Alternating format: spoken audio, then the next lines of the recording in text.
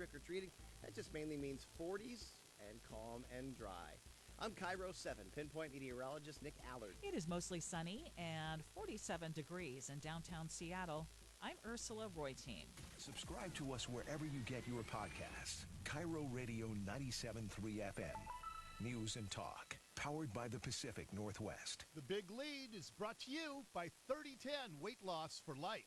The Dori Monson Show on KIRO Radio. This is The Big Lead. Coming to you from the Carter Subaru studio, and we are streaming on Facebook Live. Welcome to The Big Show. Got a lot of stuff going on. Let's get right into The Big Lead. The Big Lead. Top story. It's going to be the fight of our lives here locally as officials in our state are still moving to try to toll every single road in the state. They call it a mileage tax, but what they ultimately want to do, as you know, is charge you based on where you drive and what time you drive. They call it variable use tolling. And so if you go into downtown Seattle, it might cost you $25 during morning rush hour. Maybe it'll be, like it is on a highway in Virginia, a toll road where it costs $45 at some peak hours to drive into Washington, D.C. Because they hate those of us who drive our cars. They hate us with a fiery passion that flows from the river Hades. Well, no, the river Styx in Hades. Yeah, I think I got that straight now. So I heard a guy on Candy, Mike, and Todd earlier this week. He's the Washington State Transportation Center Director, Mark Hallenbeck. And he tries to pitch that tolling roads helps the poor even more. And I find that when government takes this approach, I find it to be so offensive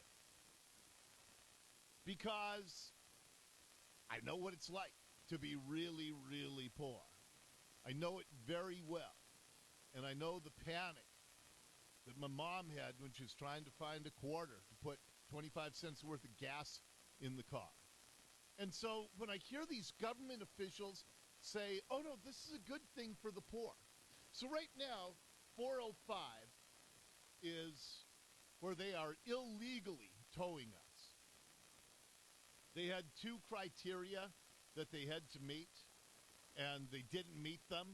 So the Attorney General, who won't do anything to tick off the people who love to see tax money flowing to state control, the Attorney General had to torture the language to make the tolls on 405 acceptable. But make no mistake, have no doubt, that the eventual goal is to toll every single road. And here's the guy's explanation. Mark Hallenbeck, who is on Candy, Mike, and Todd show. Here is his explanation on how these tolls are going to help the poor people around here. Who tend to be higher income, who use it a lot in the middle of the day when there's realistically not any travel time savings that they're gaining. The good thing about all those people who are mostly higher income using it in the middle of the day is they're subsidizing the people because we can build the lane. There's $30 million. You're paying for transit. You're paying for new shoulders. You're paying... New shoulders? We're getting new shoulders because of the tolling? I didn't realize there were new shoulders coming. That sounds awesome. Okay, so he says the wealthy people are using the toll lanes even when it doesn't save them much time, and so that subsidizes everything. But get to the poor now. Tell me how this benefits the poor. For a lot of things. So that's a good equity transfer. There are people who see value. Nobody's making you do this. People who see value in paying a little bit of money for elbow room or the ability to exit at Evergreen Point, or they want to get off at 6th in Bellevue. I don't know why they're doing it. Okay, so he says that some people just choose to pay this money even when they don't have to, and that's just a voluntary tax. Okay. The problem, of course, is they're moving toward trying to get transponders in everybody's car and taxing every one of us for every mile driven, and they're going to put a premium on 405, I-5 during morning and afternoon rush hour.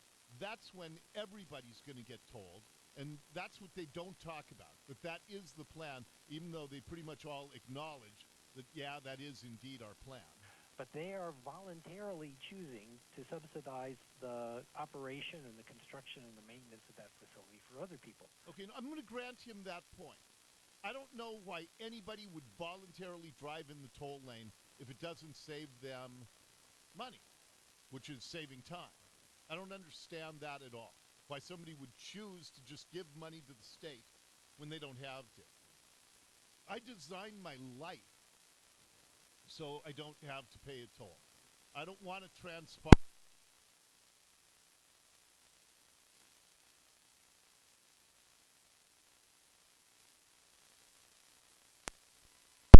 So I don't have to pay any toll at all.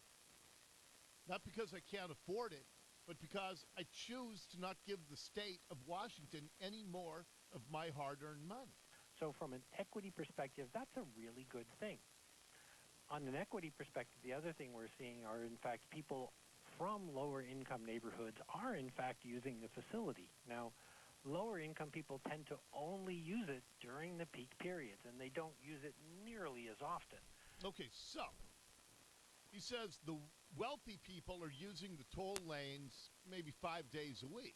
The poor people maybe only use it once a week or once every couple of weeks. Why would that be? So what that says is they, for a reason, we don't know what the reason is, but we can speculate what they are.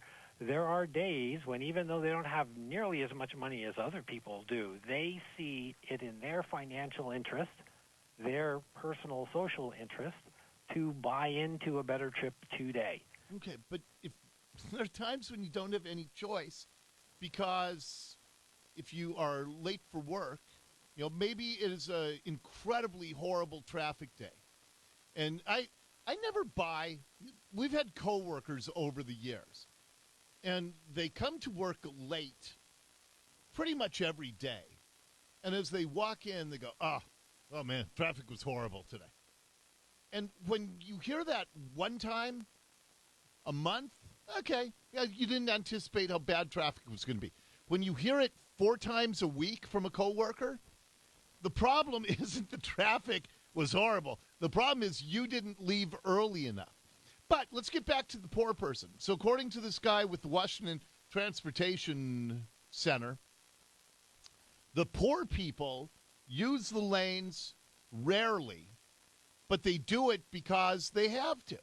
You know, they're going to lose their job if they are late on a particular day. Or maybe they're in sales or trade, and they pride themselves on being on time.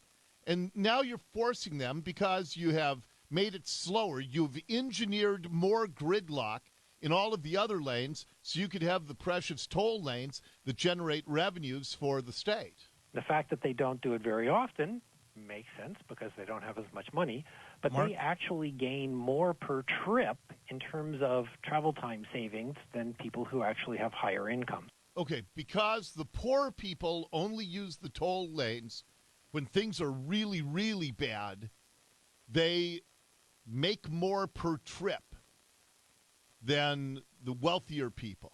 Does any of this convoluted logic make sense to anybody? But what it is, let me boil it down. Government says the toll lanes are actually good for poor people.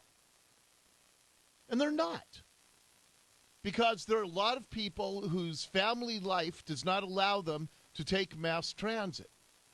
And if you're forced to take the toll lanes, and they've jacked it up to, $10 or $12 for a trip, that's money the poor people can't afford. Even if they did that once a week, that's $500 to $600 a year. And that's significant to working class people. But I just want you to be very wary. that when they are trying to sell toll lanes on every single road throughout the Puget Sound region, and you have state officials try to peddle this nonsense that's actually a good thing for poor people? I mean, my goodness, that is just an absolutely insane argument. Next up in the big lead. The big lead. I told you so. And then you have, of course, they want to force all of us onto mass transit because that's the ultimate goal. They have contempt for those of us who drive cars. Had another incident at a Sound Transit light rail station this week. Seattle police are warning people to be alert around light rail stations after a woman was robbed and assaulted by a stranger while waiting for a train at Othello Sunday night. The unidentified man snatched the woman's phone, according to the police report, kicked her in the leg after she confronted him. They evaluated the woman's injury, but she did not need to go to the hospital. No arrests have been made at last check. That doesn't happen to me in my car. I've never been robbed in my car. I've never been stabbed. I've never been shot. And as we have more and more of these incidents, because, again, who's not paying for the light rail? Who are the fare jumpers? Predominantly the drug addicts, criminals. They have just come to accept that you can ride without paying. And there's a disproportionate, as a result, a disproportionate number of criminals on these trains. I don't want my daughters riding these trains, especially in off hours. You know, maybe during peak hours when there's lots of people, maybe, even though it would never work with my lifestyle. But I kind of like the safety and security of being in my own vehicle, not having to mix and mingle with people. But they have this mania that we all must get out of our cars and we all must ride the train. Next up in the big lead. The big lead. Big local. You heard this in Ursula's newscast. I'm going to talk to this guy right after her news coming up at 12:30. But it sounds like really good-hearted people. They own a company out in Monroe called the Bargain Barn. And they sell stuff at a fraction of what it would cost at retail. They get, the outlet stuff from the other stores, and then they put it on big discounts. And their whole business plan was, let's take some of our profits and we'll donate it to charity. Josh Gibson's one of the co-owners. The real reason the Bargain Barn exists at the end of the day is to give generously locally and internationally. But now they've been burglarized 5 times in the last 10 months. When someone broke the door, that's $1,000. That's $1,000 we can't give back out. And he says, I wonder if the crooks know that we're actually trying to help people in need with our business. I think it's just human depravity, in all honesty. I think they're just trying to grab stuff and go. And so when they get hit this often, it could actually lead to the demise of their business. Could this put you out of business? Oh, absolutely, it could. Yeah. I don't think that the robbers care that they give some of their profits to charity.